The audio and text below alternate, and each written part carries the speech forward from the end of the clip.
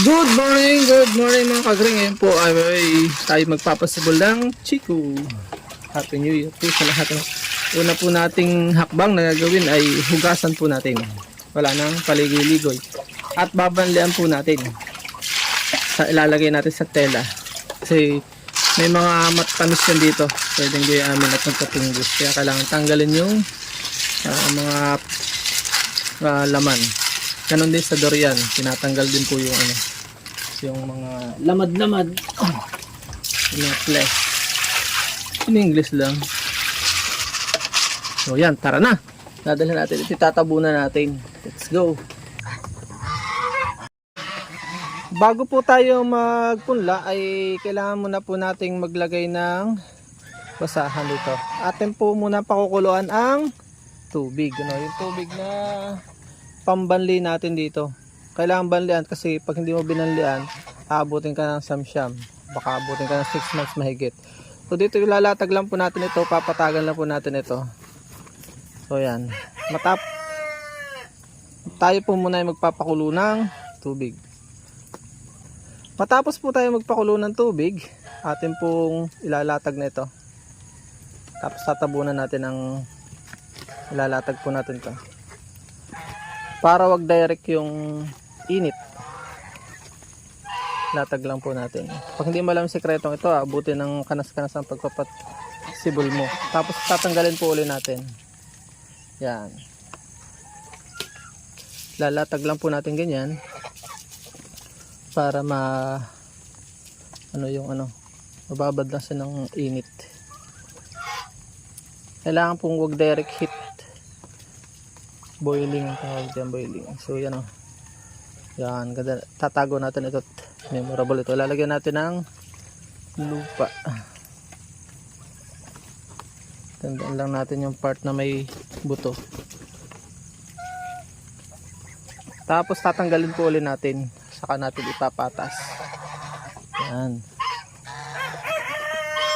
Daming paitsing. Ngayon ko lang ito ginawa, honestly. Pero yung pagbabanli, ginatagal ko nang ginagawa ito para maiba naman yung diskarte natin. Babanlian ko na gamit yung unang talagang kulong-kulong na tubig. So, banlian na natin.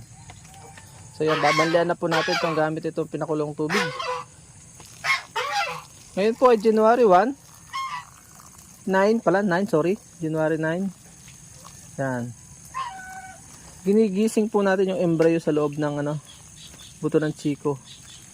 Yan Chico po napakadalang niya. Kailangan para magkaroon ka ng punla, bibili ka ng bunga. Bibili ka para magkaroon ka ng buto. Bibili ka ng bunga at yun ang iyong okay na po yan. Huwag na masyadong mainit. Pagkatapos ay tatanggalin po natin. Ilang minuto lang, tatanggalin na po natin para huwag masyado mababad siya sa init, ma-expose. Yan o. Palipasin lang natin yung ilang minuto. So yan, pwede na po siguro. Baka masobrahan siya ng init. So yan, maluto naman. So yan o. Tatanggalin na po natin. And then, yan o. Yan. Daming paitsing baka po maluto pagka sobra, mga 2 minutes 3 minutes lang yung ginawa natin proseso.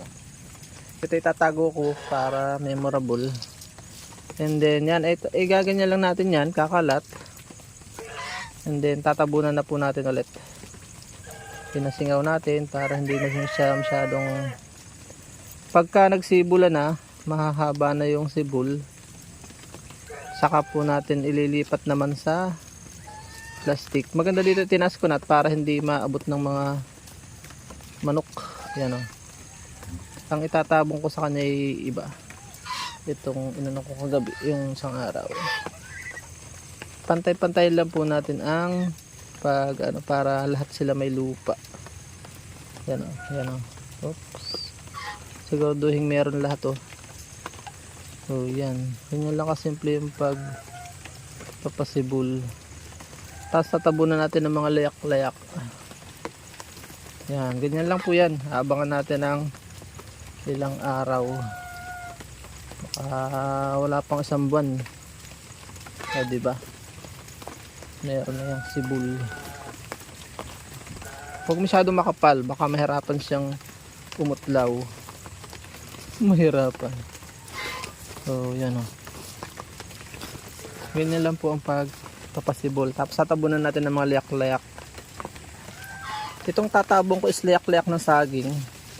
Mga dahon ng saging. Okay, nit-nit na natin. Parang nature na nature. Bigay natin yung gusto niya. Para siya ay... Para wag direct yung ulan. Huwag ding mababad sa tubig. Maganda kasi ito ay loose itong soil na ito dahil ito ay punlaan. Gagamitin kong punlaan. Ganda natin backgrounder po. Gansa. Ganyan. Ganyan lang pagpupunla.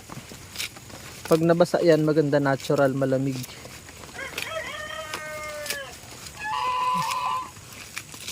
Pinayo lang sa akin ito na aking kaibigan. At maganda raw na ganito lang. Mas maganda nga ito ay ikon lang yung huwag sana ito makita ng mga manok. Huwag natin yung ano, lalatag natin yan para mabasa talaga. Yan. Yung buto na yun na nilagay ko ay mahigit pong nasa 150. So makakapagpunla na po tayo mga kaagaling ng bongga-bongga. Maganda-ganda. Mahal po ang punla niya, naabot ng 1,000. Yung binili kong isa ay nasa 3,000.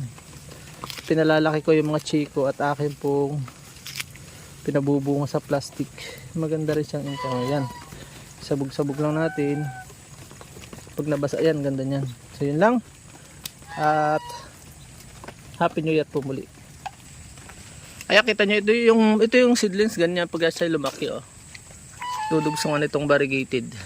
Mahirap makakuha ng ganyang klaseng ano, maliban na magpasibol ka nga, kaya ganyan ginagawa natin.